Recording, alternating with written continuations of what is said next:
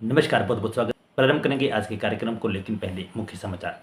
विनेश के खिलाफ भाजपा ने उतारा कैप्टन, बीजेपी उम्मीदवारों की दूसरी लिस्ट जारी। गाय कन्हैया मित्तल ने किया था कांग्रेस में जाने का ऐलान, अब पलटे।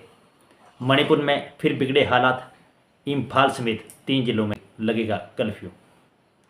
राहुल गांधी के बयान पर भाजपा भड़की, इंडियन ओवरसीज कांग्रेस ने दिया समर्थन। खालिस्तान समर्थक सिमरनजीत मान ने कहा, जो राहुल बोल रहे हैं वही ठीक।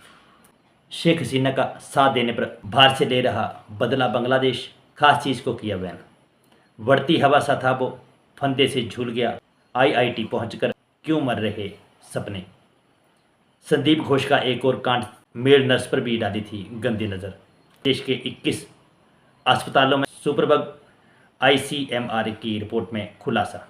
हिमाचल ही नहीं, पिछले 10 सालों में देश भर में हुए 76,000 स्कूल मर्ज। अब समाचार विस्तार से। हरियाणा विधानसभा चुनाव के लिए भारतीय जनता पार्टी ने उम्मीदवारों की दूसरी लिस्ट जारी कर दी है। इस सूची में 21 नामों को मंजूरी दी गई है। ज्ञात हो कि पिछली बार हरियाणा ने भाजपा के 67 उम्मीदवारों का ऐलान किया था।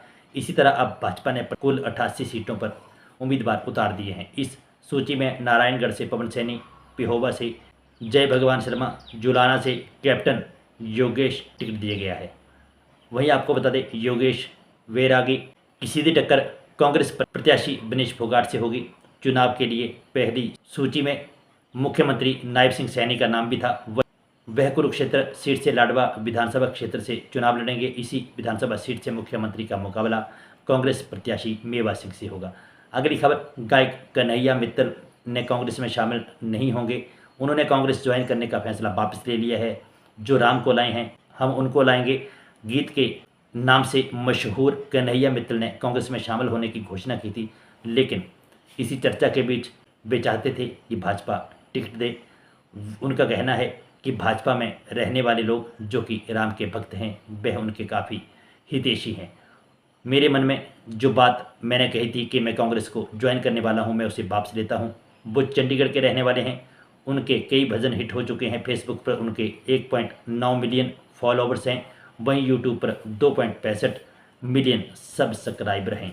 अगली खबर, मणिपुर में हिंसा को देखते हुए राजधानी इम्फाल समेत 3 जिलों में कर्फ्यू लगा दिए गए हैं। बीती रात महिला जो ड्रोन हमले के विरोध में मशाल जुलूस निकाल रही थी, उन सभी की व्यवस्था को देखने के लिए छात्रों ने जिम्मेवारी संभाली। वहीं सोमवार को प्रदर्शनकारियों ने राजभवन पर पथराव भी किया। आपको बता दें कि फिलहाल इम्फाल पूर्व, इम्फाल पश्चिम और इसके अलावा डोबल में कर्फ्यू लगाया गया है। जानकारी के मुताबिक इन जिलों में अनिश्चित काल तक कर्फ्यू लगा दिया गया है। लोगों को घरों में ही रहने की हिदायत दी है। इम्फाल पूर्व और इम्फाल पश्चिमी जिलों में धारा 162 को लागू कर दिया गया है। डीएम के आदेश में कहा गया है कि जिले में बिगड़ती कानून व्यवस्था को देखते हुए 10 सितंबर को सुबह 11 बजे से यह कर्फ्यू लगाया जा रहा है।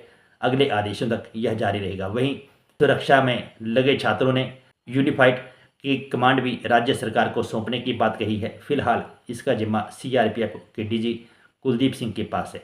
अगली खबर, विदेश दौरे पर निकले विपक्ष के नेता व कांग्रेस लीडर राहुल गांधी के बयान पर भाजपा बढ़ गई है। सिख भाजपा समर्थक उनके बयान का विरोध कर रहे हैं, लेकिन विदेश में बसे भारतीय और खालिस्तान समर्थक सिमरनजीत मान भी राहुल गांधी के हक में उतर आए हैं। उन्होंने राहुल गांधी के बयान को सही करार दिया है। केंद्रीय मंत्री हरदीप सिंह पुरी ने कहा कि वह सिर्फ एक आम नागरिक के तौर पर भारत से बाहर नहीं गए हैं, वह विपक्ष के नेता के तौर पर विदेश से बाहर हैं। पुरी ने कहा कि राहुल गांधी के एडवाइज़र ने कहा कि वह पप्पू नहीं है, चाहे वह पप्पू हों या गप्पू, मुझे इससे कोई मतलब नहीं है। राहुल गांधी को राष्ट्रीय एकता जैसे मुद्दों पर बयान नहीं देना चाहिए, उन्हें ऐसे कार्य से बचना चाहिए। आईसीसी यूएस के अध्यक्ष महेंद्र सिंह गिलीमान ने बताया कि एनआरआई को राहुल से बड़ी उम्मीदें हैं। गिलजियान के साथ आईओसी के अध्यक्ष सैम पित्रोदा भी उनके साथ उपस्थित थे। वहीं खालिस्तान समर्थक ने भी राहुल के बयान का समर्थन किया है। उन्होंने कहा कि राहुल ठीक बात कर रहे हैं।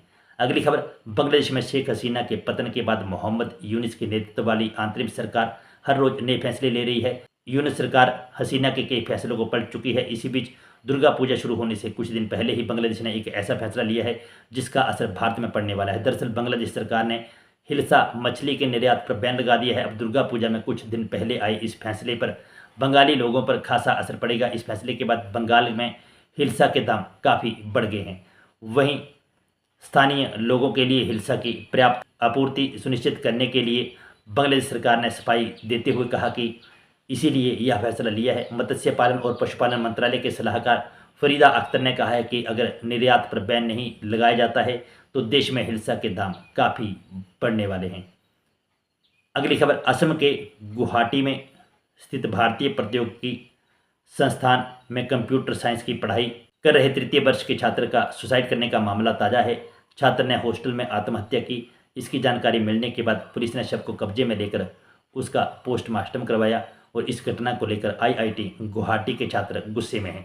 इस घटना के खिलाफ छात्र प्रदर्शन कर रहे हैं। छात्रों का कहना है कि जिस छात्र ने आत्महत्या की है उसके ऊपर काफ़ी दबाव था, इसी वजह से वह मानसिक रूप से परेशान था और आत्महत्या करने वाला छात्र बीते कुछ समय से शारीरिक रूप से भी स्वस्थ नहीं था। उसका इलाज चल रहा था। वहीं इसके संबंध में उसने आईआईटी को बताया था। उसने चिकित्सा प्रमाण पत्र भी जमा करवाए थे, लेकिन उस पर किसी भी ने विचार नहीं किया। इस बात से वह काफ़ी दुखी था। आपको बता दें कि आईआईटी गुवाहाटी में छात्र द्वारा खुदकुशी करने के बाद इस साल अब तक देश के अलग अलग आईआईटी में आत्महत्या करने वाले छात्रों की संख्या अब 4 हो चुकी है। आरटीआई में खुलासा हुआ है कि आईआईटी में पढ़ाई के दौरान आत्महत्या करने वाले सबसे ज़्यादा घटनाएं आईआईटी मद्रास और जबकि दूसरे नंबर पर कानपुर है। अगली खबर, लेडी डॉक्टर के साथ रेप और मर्डर के बाद आरजीकर मेडिकल कॉलेज और अस्पताल में पूर्व प्रिंसिपल संदीप घोष सवालों के घेरे में है। सीबीआई लगातार जांच की परतें खोलने में जुटी है। वहीं इसी बीच 2017 में छपी रिपोर्ट भी सुर्खियों में आ गई है। हांगकांग स्थित साउथ चाइना मॉर्निंग पोस्ट में 2017 में छपी इस पोस्ट में संदीप घोष पर नर्सिंग क्लास में एक पुरुष छात्र को गलत तरीके से छूने का आरोप लगाया था। मीडिया रिपोर्ट के अनुसार नर्सिंग स्टूडेंट ने अपनी शिकायत में आरोप लगाया था कि संदीप घोष ने उसके प्राइवेट पार्ट्स को छूने की कोशिश की। फिर उन्होंने कथित तौर पर उस छात्र से पूछा कि आपको कैसा लग रहा है। हालांकि यह साफ नहीं है कि रिपोर्ट में दर्ज नाम संदीप घोष का ही है या कोई दूसरा संदीप घोष है। उधर पश्चिम बंगाल ऑर्थोपेडिक एसोसिएशन ने कहा है कि यह रिपोर्ट की जांच कर रहा है। कुछ सदस्यों ने कहा कि उन्हें पता है कि संदीप घोष एक बार विदेश के यात्रा के दौरान कानूनी केस का सामना कर चुके हैं। अगली खबर, जब किसी की तबीयत खराब होती है तो अस्पताल में इलाज होता है। डॉक्टर मरीजों को देखभाल भी करते हैं, उनका इलाज भी करते हैं, उन्हें ठीक करने में भरपूर कोशिश करते हैं। हालांकि इलाज के दौरान कई दवाइयों का इस्तेमाल किया जाता है। इन दवाइयों के इस्तेमाल करने से अच्छे और बुरे परिणाम आना लाजमी है। अगर सही से डिस्पोज नहीं किया जाता है तो इसे मानव शरीर को बहुत ही ज़्यादा नुकसान पहुंचता है। अभी हाल ही में एक रिपोर्ट सामने आई है। इस रिपोर्ट में देखा गया है कि देश के 21 बड़े अस्पताल सुपरबग की चपेट में हैं। इसमें ओपीडी से लेकर आईसीयू तक शामिल है। आईसीएमआर की ताज़ा रिपोर्ट में इसका खुलासा हुआ है। सालाना रिपोर्ट में सामने आया है कि देश के 21 नामचीन हॉस्पिटल सुपरबग श्रेणी के जोखिम से भरे हैं। इनमें दिल्ली के एम्स से लेकर चंडीगढ़ के पीजीआई और दिल्ली के गंगाराम हॉस्पिटल जैसे बड़े हॉस्पिटल शुमार हैं, जहां पर कि लोग ज़्यादातर इलाज करवाने आते हैं। अगली खबर, सियासी बवाल और चौतरफा दबाव के बाद प्रदेश की सीमेंट कंपनियों ने सीमेंट के दाम 25 से 30 रुपये घटा दिए हैं। वहीं आपको बता दें कि संभावना है कि 1-2 हफ्ते में कीमत और कंपनियों के सीमेंट के दाम कम हो जाएं। कीमत कम होने के बाद अब सीमेंट की कीमत 260 से 300 रुपये के बीच में आ गई है। चिल्लर में कीमत इससे ज़्यादा 20 से 30 रुपये तक ज़्यादा है। ऐसे में कंपनियों ने किसी भी तरह के सरकार के एक्शन से पहले ही दाम कम कर दिए हैं। सीमेंट कंपनियों ने डीलरों से कह दिया है कि कीमत कम कर दी जाए। ऐसा होने की जानकारी रायपुर के सांसद ब्रिजमोहन अग्रवाल को लगने के बाद उन्होंने सीमेंट कंपनियों की नकेल कसने और कीमत को कम करने के लिए केंद्रीय मंत्री के साथ मुख्यमंत्री को भी पत्र लिखा। इसकी जानकारी होने पर कांग्रेस ने 12 सितंबर को प्रदेश भर में आंदोलन करने का ऐलान कर दिया था। अगली खबर, शिक्षा मंत्री रोहित ठाकुर ने कहा है कि हिमाचल प्रदेश सरकार शिक्षा के सुधारीकरण की स्थिति में आगे बढ़कर काम कर रही है। स्कूलों को मर्ज करना या शिक्षकों का युक्तिकरण इसी प्रक्रिया का हिस्सा है। उन्होंने कहा कि स्कूलों का केवल हिमाचल में ही मर्ज नहीं किया गया, पिछले 10 सालों में देश के 76,000 स्कूल मर्ज हुए हैं। शिक्षा मंत्री ने यह जानकारी विधायक अनुराधा राणा के द्वारा नियम 62 के तहत उठाए मामले के जवाब में दी। 2013 में गुजरात में ही इसकी शुरुआत की गई थी। यहाँ पर 5200 स्कूलों को पिछले 10 सालों में मध्य प्रदेश में 18,000, महाराष्ट्र में 14,000, जम्मू कश्मीर में 4790, राजस्थान में 2335, छत्तीसगढ़ में 2328, उत्तराखंड में 1671, हरियाणा में 623 स्कूलों को मर्ज कर दिया गया है। उन्होंने कहा कि नीति आयोग का भी ये गाइडलाइन है। उन्होंने बताया कि 16वें वित्त आयोग की टीम हाल ही में शिमला आई थी, उन्होंने भी इसको लेकर सुझाव दिया था। पूर्व सरकार के समय में भी स्कूलों को मर्ज करने की ज़रूरत महसूस की जा रही थी। बीते एक दशक से हिमाचल के स्कूलों में 5,13,000 विद्यार्थियों के पंजीकरण में कमी आई है। तो बंधुओं, ये थे आज के कुछ अहम समाचार जो हमने आपके साझा की। खबरें पसंद आई हो तो लाइक और शेयर करें। जो दोस्त हमारे साथ नहीं जुड़े हैं भी हमारे यूट्यूब और फेसबुक पेज को लाइक और फॉलो भी करें। इन शब्दों के साथ फिलहाल के लिए बस इतना ही। बने रहें एबी न्यूज़ के साथ। जय हिंद, जय भारत, जय हिमाचल।